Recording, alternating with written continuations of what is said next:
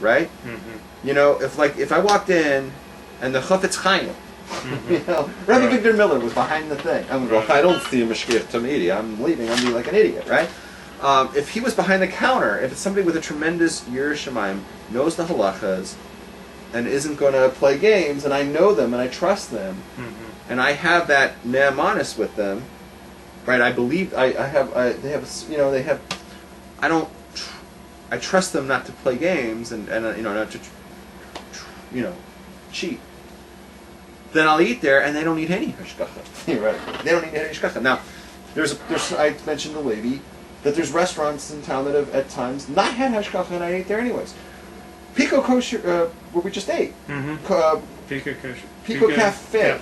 Yeah. At one time did not have hashgacha. Mm-hmm. You know, they had the kahila, and then they dropped it for whatever their business reasons. Not because kahila said there was problems. Yeah. There was business reasons. They didn't want to pay. Now they're back with kahila, but for a while they had no hashgacha. It did not stop me from eating there. And it's also vegetarian. It's vegetarian, right? The guy behind it wears a yarmulke. The guy who owns it wears a yarmulke.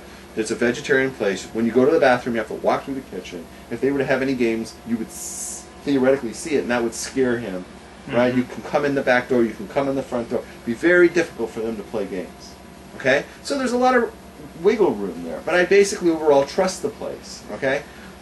The classic example was Pizza Maven on the other side of town. Mm-hmm. It's a Hasidic guy.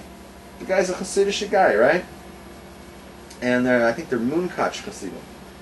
Okay, and I know the family. They're the first Hasidim to go to the moon.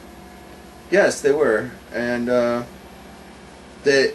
So you know they're good. Yes. You know they fear God. Yeah. So closer. Right, and that pizza place has been there for like 30-something years, you know, and you walk in, you park in the alley, you walk in through the back door, and you walk through the kitchen, you know, and you see everything that's going on. And you can walk in the front door, and he's very honest and open. And for a long time, he never had any hashgacha. And his attitude was, if you don't trust me to eat here, then you wouldn't trust me to eat in my house. And frankly, if you're not trusting to eat in my house, I don't want you as a customer, right? I mean, it's like you either trust me or don't. You know what I mean? And I trust the guy. He's got a very Hasidic Yireh Shamayim family. I don't have no reason to think. You know what I'm saying? Where you really know hashgacha is with people you don't know, with people who aren't from, with non-Jews. There you need a Mashgiach Tamidi. You need something. You need something to make you feel that the place is kosher. You see what I'm saying? Do you remember the good old days when James the Noahide used to play our shows on repeat on his Noahide Yeah. I remember those days, and he's talking about lately about bringing back the Noahide Hour. So I'm really excited about James bringing that back. I'm really excited about that. I remember those good old days.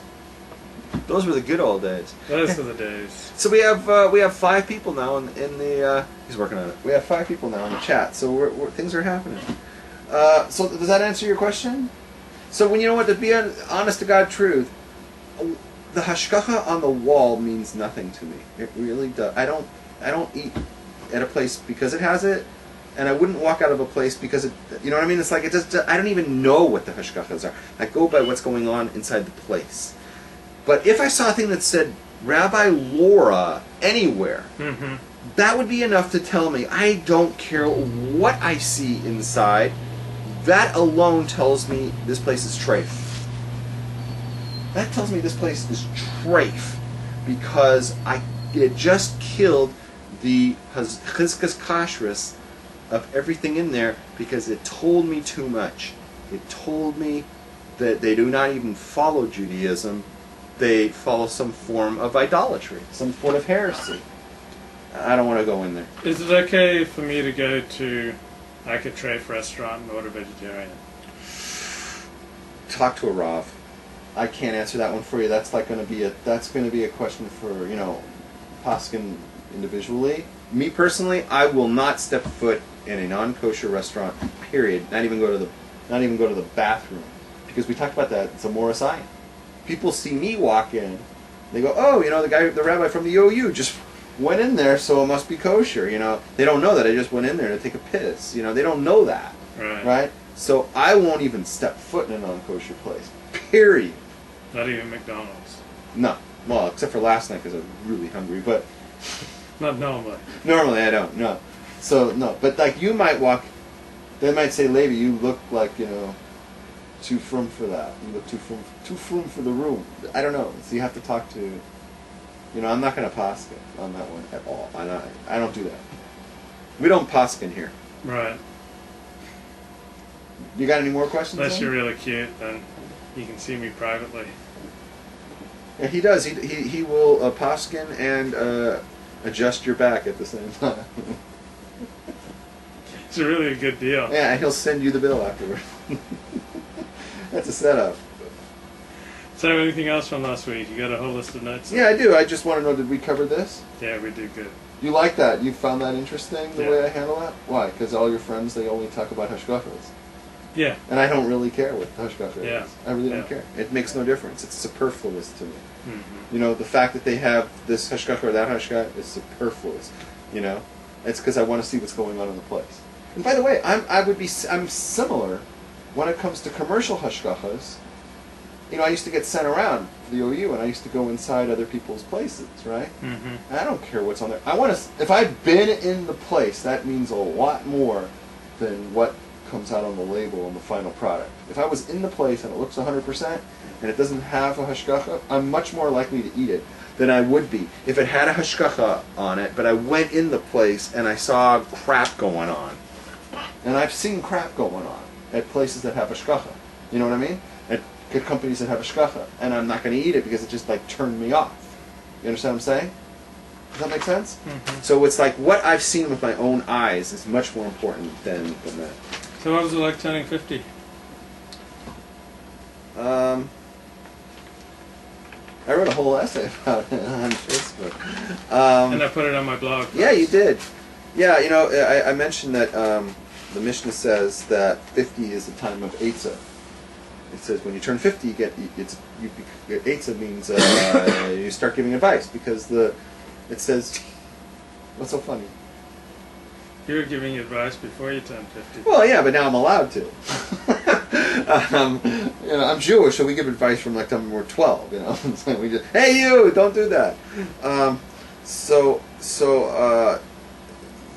We learned that out from the verse where it talks about the Levian, the tribe of Levi, that the members of Levi would carry the equipment of the Mishkan. They would move it from town to town. The circus act, they pick it up and they move it, and they had to be from 30 to 50. So the Talmud, the oral Torah, points out and says, "Listen, this is what's going on. At 50 years old, it's mandatory retirement, and at that point, you're too old to carry around the Mishkan. Mm-hmm. You're too old to carry it around. So you let the younger guys do the heavy lifting, and you advise them how to do it because you've been doing it for 20 years. So that's the story on that." Now, what's interesting is when they built the base of Mikdash, when they came and made it more permanent, and they didn't have to move it around all the time, there was no mandatory retirement on the Levine because all they had to do was sing. You can sing until you turn 100. You know what I mean? You can always sing.